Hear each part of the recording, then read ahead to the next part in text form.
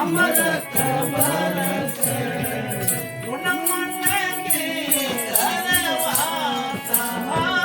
उन मन की घरवासा साधु भाई जियो राम रस प्यासा साधु भाई जियो राम रस प्यासा साधु भाई जियो राम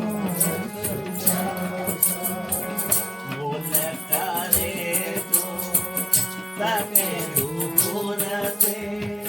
बोलते तुझे माता बोल करे तो सके दूर से बोलते तुझे माता साधु भाई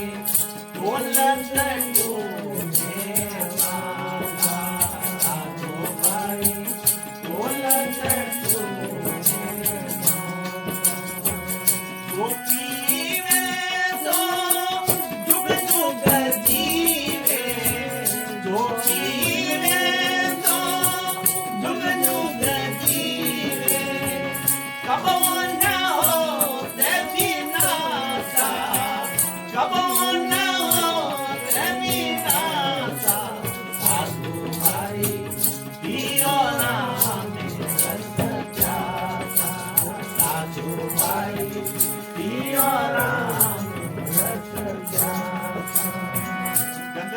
मंडल में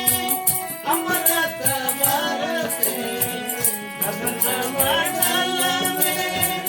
अमृत बरसे उन मन के घरवासा हो उन मन के घरवासा साधु भाई जियो राम रस प्यासा साधु भाई जियो राम रस प्यासा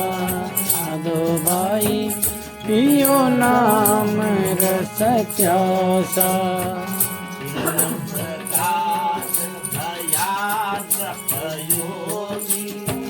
छोटा है भोग विलासा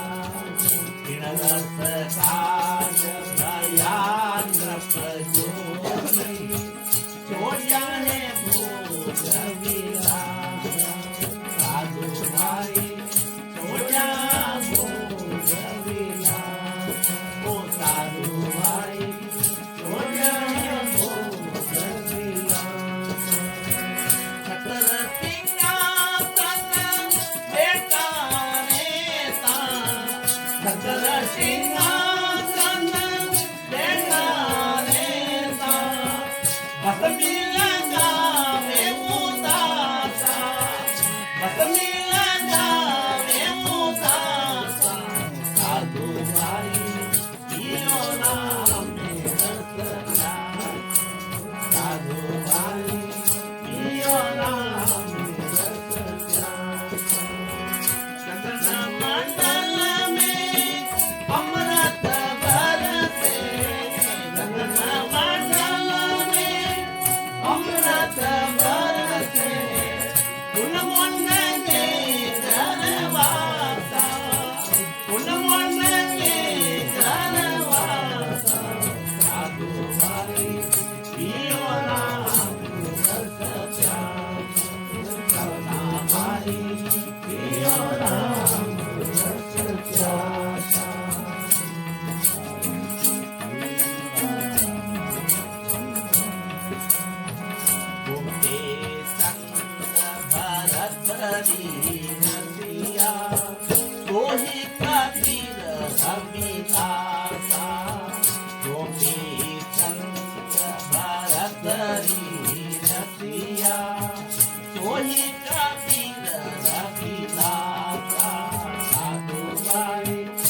सोई कबीर रविदासा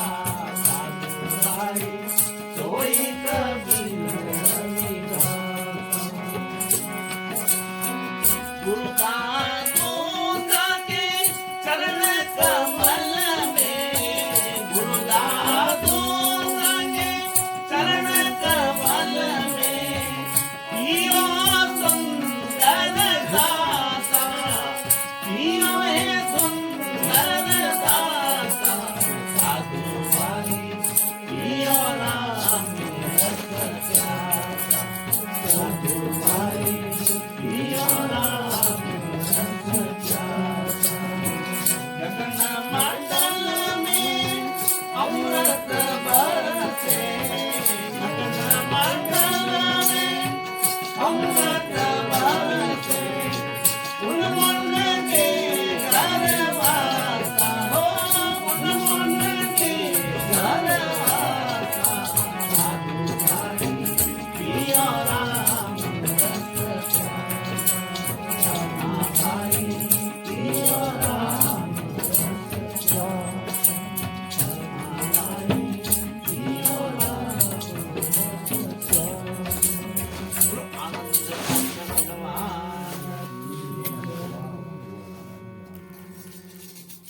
प्यास जगानी पड़ती है जब तक अंदर में प्यास नहीं है तब तक पीने में आनंद नहीं है जितनी अंदर प्यास होगी तो पानी अच्छा लगता है और प्यास नहीं है तो जल में स्वाद नहीं भूख नहीं है तो भोजन में स्वाद नहीं और नींद नहीं है तो सोने में आनंद नहीं नींद आती है जब सोना अच्छा लगता है नींद नहीं तो उस प्रकार ये भजन की भी एक जिज्ञासा प्यास छटपटाहट है उत्कंठा है मुझे परमात्मा से मिलना है। पियो राम रस प्यासा ऐसी प्यास जगाओ कि भजन में मन लग जाए ऐसी प्यास होना भजन में मन लगे साधु भाई पियो राम रस प्यासा उस प्यास से क्या हुआ गगन मंडल में अमृत बरसे उस नाम में अमृत उस नाम का रस पीने से आपका जन्म मरण का जो दुख है वो निवृत्त हो जाएगा इससे छूट जाएंगे बार बार गर्भवास में जाना और बार बार गर्भवास से वापस आना सबसे बड़ा नरक है जो गर्भवास बताया शास्त्र कि एक हम रहते हैं कमरे में तो उसकी भी कितनी व्यवस्था करते हैं उसमें हवा चाहिए प्रकाश चाहिए रोशनी चाहिए सुता चाहिए साफ सुथरा चाहिए और गर्भवास में जीव को 9 महीने उसमें पड़ा रहना पड़ता कोई जगह नहीं है तो उस नरक द्वार से बचने के लिए बार बार जाने से रुकने के लिए भजन बताया औषधि है एक महामंत्र है इस महामंत्र का जप करने से हमारा जन्म मरण से रहित हो जाएंगे संसार में और दुख तो गौण है 2 दुख भयंकर है एक तो जन्म लेते समय और एक शरीर छोड़ते मरने का दुख ये सबसे बड़ा संकट जन्म लेना और जन्म देने वाले की स्थिति क्या होती है वो दोनों मृत्यु से गुजरते हैं एक प्राण नहीं निकलता ऐसी भयंकर वेदना होती है और दूसरा जब मृत्यु होती है तो बताते कि 20 करोड़ बिच्छू काटते हैं वैसा दर्द होता है एक बिच्छू काटने पे कितना दर्द होता है 20,000 करोड़ बिच्छू वो वेदना तो उस वेदना से बचने के लिए महापुरुषों ने सबसे सुगम रास्ता बताया भजन करो सुमरण करो नाम जप करो गगन मंडल में अमृत बरसे मतलब आप उस अमृत तत्व का उस नाम का अमृत पिएंगे तो आप जन्म मरण से रहित हो जाओ उन्मुन के गर्वासा उन्मुन अवस्था है उन्मुन एक मुद्रा होती है भजन करते हैं तो ऐसी वो ध्यान अवस्था उन्मुन अवस्था होती है कि सामने कौन आया, दिखना बंद हो जाता, आंखें खुली दिखना बंद हो जाए, कौन बोल रहा है कानों से सुनना बंद हो जाए, और उसकी शरीर से सब भान छूट जाए। उस नाम में वो ऐसा रसिक बन जाता, रम जाता है कि उसे शरीर की शुद्धि बुद्धि नहीं रहती, शरीर की शुद्ध बुद्ध भूलता, भूख है, प्यास है, नींद है, कुछ भान नहीं होता। तो वो रस कैसे मिलेगा, अमृत कैसे मिलेगा? कर शीश को काट धरे धरणी पर, अपना शीश मतलब अहंकार, ये शीश नहीं,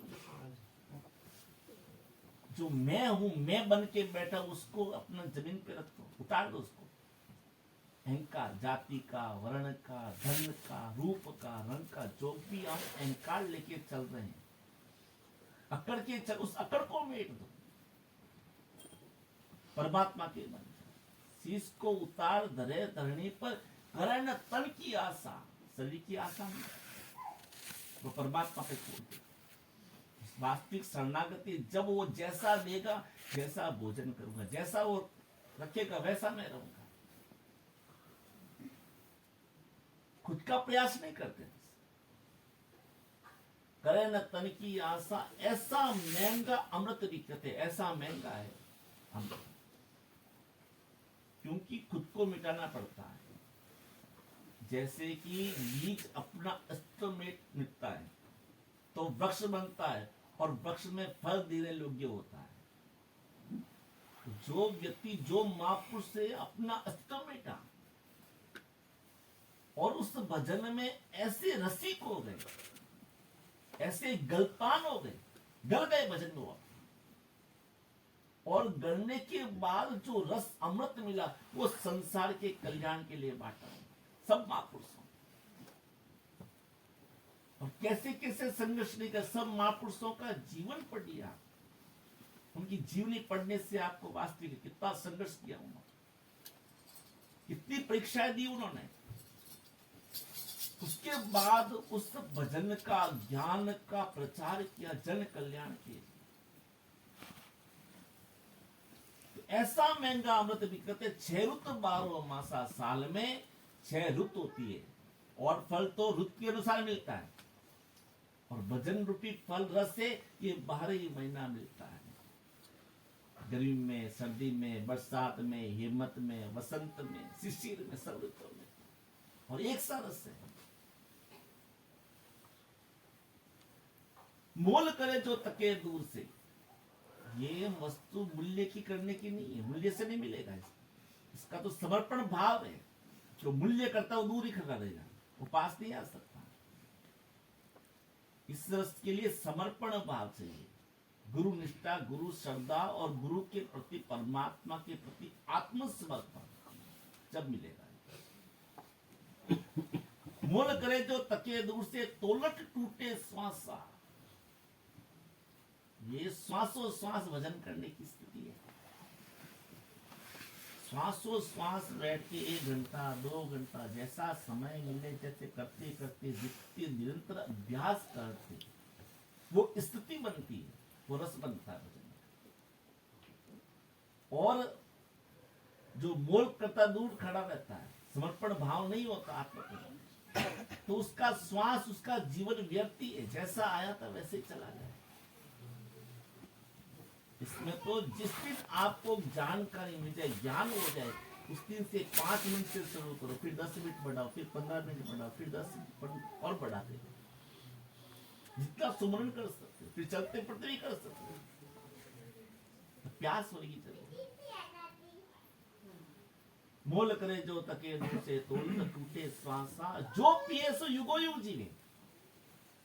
जो वास्तव पीता है तो युगो युग जीना, मतलब कि उसके नाम का अस्तित्व है।